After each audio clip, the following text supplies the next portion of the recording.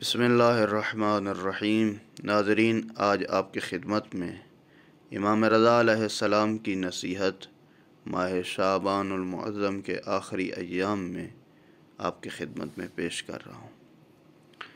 شعبان کے آخری ایام کے لیے 8ویں امام کی 8 نصیحتیں۔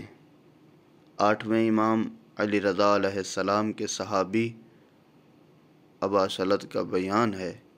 میں شعبان کے آخری جمعے کو امام رضا علیہ السلام کی خدمت میں پہنچا۔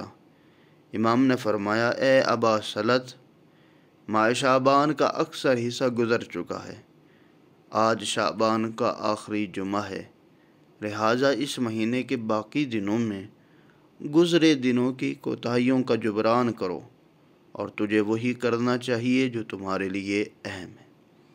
امام نے فرمایا، زیادہ دعا کرو، بہت زیادہ استغفار کرو، قرآن کی کثرت سے تلاوت کرو، اللہ کے حضور اپنے گناہوں سے توبہ کرو تاکہ تم سچے دل سے اللہ کے مہینے میں داخل ہو سکو۔ تمہارے ذمے جو بھی واجب الادا ہے، قرض ہے، قضا نمازیں ہیں، قضا روزے ہیں، اسے ادا کرو۔ تمہارے دل میں مومنین کے لیے جو بھی رنجش و کینہ موجود ہے اسے دور کرو۔ ہر وہ گناہ چھوڑ دو جس میں تم مبتلا ہو، اور تقوی اختیار کرو اور آشکار و پنہان حالت میں خدا پر بھروسہ رکھو۔ اور اس مہینے کے باقی دنوں میں یہ ذکر بہت زیادہ کیا کرو۔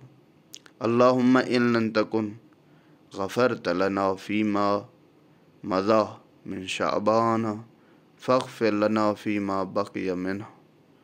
خدایا، اگر تو نے شعبان کے پچھلے دنوں میں ہمیں معاف نہیں کیا تو اس مہینے کے باقی دنوں میں ہمیں بخش دے۔